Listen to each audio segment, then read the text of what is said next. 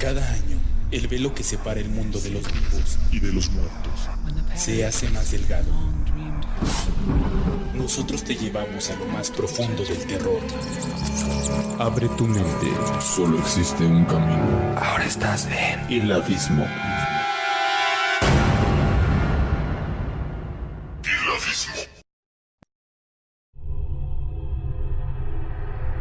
Uno de los seres a través de la historia que ha causado terror, pero a su vez fascinación, y que ha cambiado a lo largo de diferentes pueblos, de diferentes culturas, de diferentes historias, hasta llegar al mundo actual, son los vampiros. Es el tema del que hablaremos esta noche. Los vampiros se encuentran en la literatura, los videojuegos, las películas, las historias de países como Rumania, China, Japón, México. Existen diferentes libros que nos hablan de los vampiros, como los juegos de rol de Vampire the Masquerade. A su vez existen grandes libros de vampirología y de tratados vampíricos. Cada uno tiene una versión distinta, pero en lo que coinciden es en la fascinación por estos seres inmortales, poseedores de gran fuerza, control sobre los humanos y belleza. Quédense en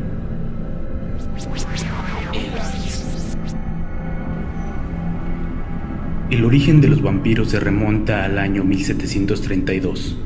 En el país de Hungría, en un confuso incidente, un grupo de campesinos exigieron exhumar el cadáver de un vecino que había muerto pocos días antes. La razón: era culpado de atormentar y matar al ganado por las noches.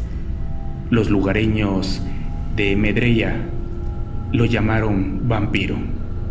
Los vampiros son como seres espeluznantes, pálidos y con unos colmillos capaces de atravesar la yugular de sus incautas víctimas. Sin embargo, poco a poco el cine fue acoplando una imagen menos brusca. Hasta los hicieron amigables como en la saga de Twilight. Pero lo único que no ha cambiado es la búsqueda del poder y la riqueza. La primera se dice que fue Lilith, reina de la noche, madre de los demonios y primera mujer de Adán, como la auténtica y primigenia vampiresa, creada por Dios a la vez que Adán, y resultó tener un alma demasiado oscura y retorcida. No engendró más que espíritus del mal, por lo que fue apodada monstruo de la noche. Eran famosos sus festines de sangre, noche tras noche, e incluso se dice que seducía a hombres mientras dormían para conseguir aumentar su diabólica descendencia, conocida como súcubos o demonios femeninos. La segunda teoría señala a Caín como el vampiro original, de ahí que los vampiros también sean conocidos como cainitas. Cuando Caín mató a su hermano Abel, fue desterrado a las tierras de Nod y ahí fue condenado a vagar, llevando consigo una maldición. Temería al sol de por vida y sentiría una sed insaciable de sangre. En su exilio conoció a Lilith, que le enseñó a canalizar el poder de la sangre para aumentar su fuerza como vampiro. Esto es parte de la historia del libro de Nod de Vampire the Masquerade. Existen diferentes versiones de diferentes partes del mundo. ¿Cómo detectar vampiros? Existen signos inequívocos para saber que estamos frente a un vampiro. A los días de fallecer el sospechoso, se abre la tumba y se examina el cuerpo. El cadáver de un vampiro no se descompone y a pesar de su palidez y rostro ojeroso, sobre todo si no se ha alimentado recientemente, presenta un aspecto casi saludable, que persiste por más que pasen los días. Los nuevos vampiros siempre vuelven a su tumba durante el día, pero con los años pueden descansar en casas y mansiones que habilitan para este fin y donde ubican sus ataúdes. A la mordida se le llama el beso del vampiro. Es la forma de generar un nuevo vampiro y que no es muy complicada si se tiene el suficiente autocontrol. Solamente un vampiro puede crear a otro mediante el beso del vampiro. Cuando una víctima se encuentra ante un vástago, es muy difícil que quede hipnotizada y seducida por este. Entonces, el vampiro busca la arteria carótida de su víctima. Los vampiros prefieren la sangre limpia, a la que acceden fácilmente desde el lateral del cuello y clava sus colmillos con gran precisión. De este modo, puede beber de la víctima todas las veces que necesite sin que se desangre. Este proceso puede durar varios días o algunos minutos, dependiendo del beso, pero suele concluir de la misma forma. La víctima muere de debilidad. Una vez que ya no queda sangre del mortal, justo en su último hálito de vida, el vampiro creador llena con su propia sangre el cuerpo de la víctima. Una sola gota de sangre vampírica sobre la boca del fallecido es suficiente para que despierte la sed y comience a beber. Pasados unos días, o puede que incluso unas pocas horas, el muerto despierta de su tumba como un nuevo vástago. No todos los besos de vampiro acaban con un nuevo vástago. Si el mortal no es desangrado y no muere, pero ha bebido la sangre de un vampiro y sigue viviendo normalmente aunque adquiere una nueva fuerza y vitalidad, le afecta menos el paso del tiempo y su aspecto es de lo más saludable. Pero se crea una dependencia con el vampiro de manera que podríamos decir que pasa a ser su esclavo, creando también un vínculo sexual y haciendo todo lo que el vampiro le pida por un poco más de su sangre. Se piensa erróneamente que para matar a un vampiro basta con clavar una estaca de madera en su corazón. Este acto es necesario pero no suficiente, ya que clavando la estaca podemos dejarlo bloqueado temporalmente, pero para que realmente muera es necesario quemarlo después en una hoguera o exponer su cuerpo al sol durante varios días. Las balas, cuchillos y demás armas solo causan heridas que sanan con asombrosa facilidad en el cuerpo de un vampiro. Hay teorías sobre cómo dar muerte a un vampiro, como por ejemplo abrir su ataúd durante el día y clavar una estaca en el corazón y enterrarlo en una tumba cavada en un cruce de caminos. Pero esta estrategia no siempre tiene el éxito deseado.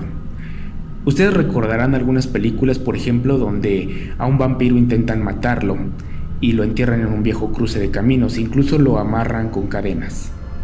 Por supuesto que estamos hablando de la película Sombras Tenebrosas. Es una referencia un poco cómica del vampiro, pero sin embargo las películas de Tim Burton suelen ser excelentes, así que Sombras Tenebrosas, por supuesto, es una gran película.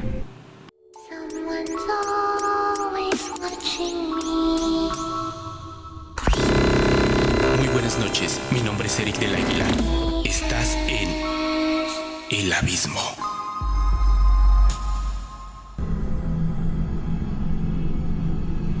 Hay otros símbolos y objetos que también son usados para herir o ahuyentar a los vampiros, como los crucifijos, el agua bendita y el ajo. Nada de esto daña realmente a un vampiro, como mucho lo distrae temporalmente. El sol los debilita y los quema, pero no tan rápido como se pudiera pensar, aunque quedan muy desorientados y se vuelven mucho más lentos, perdiendo su celeridad habitual, esa gran velocidad que hace que parezcan un torbellino cuando se mueven. Solo los vampiros poderosos aguantan varios días al sol. También existen algunos mitos que son simplemente falsos, como que los vampiros no pueden cruzar aguas en movimiento.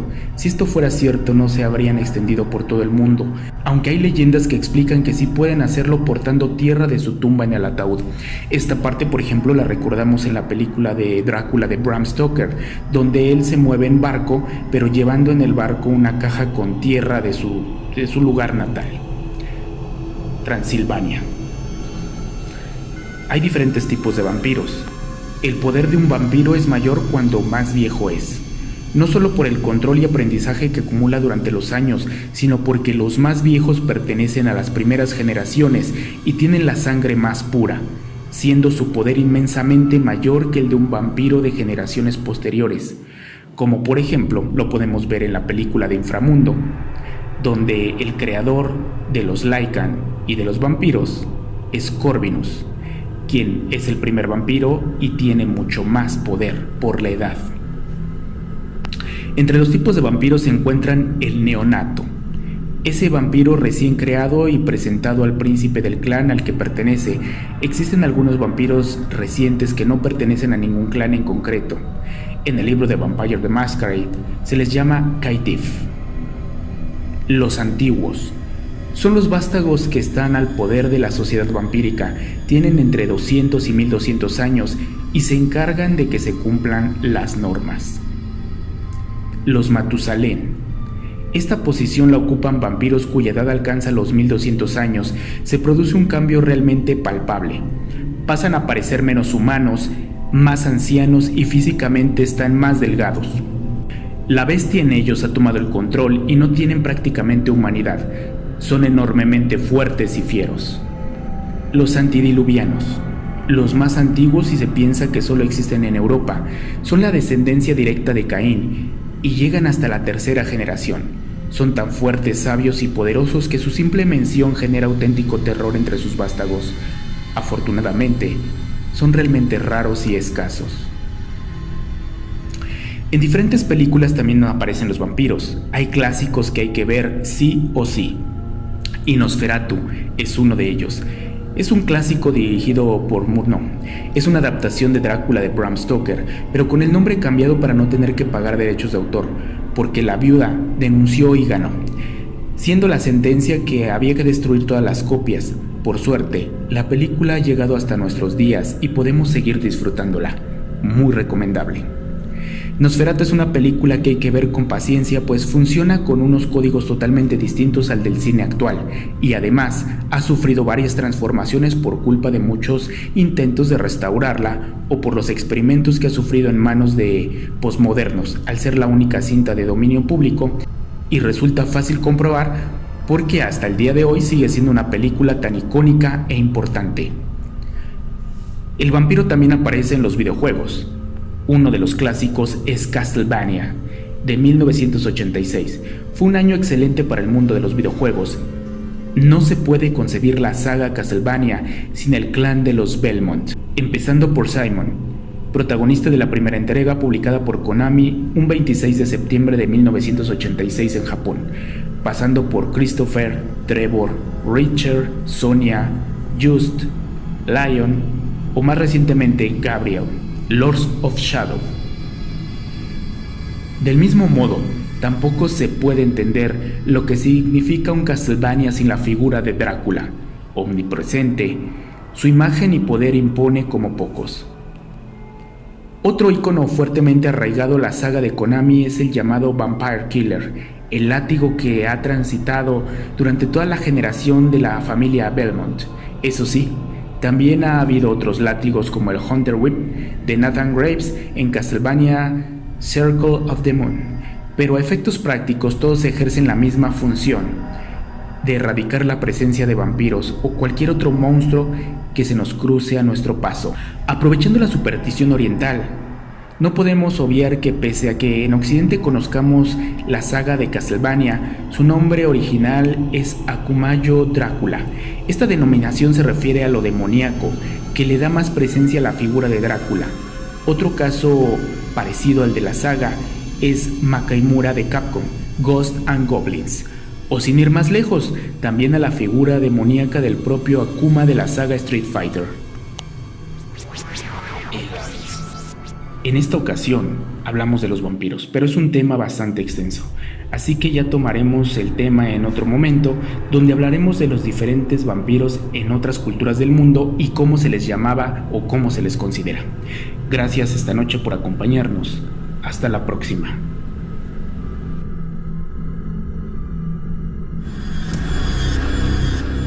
Mi nombre es Eric del Águila. Muy buenas noches. Y recuerda, no mires bajo la cama.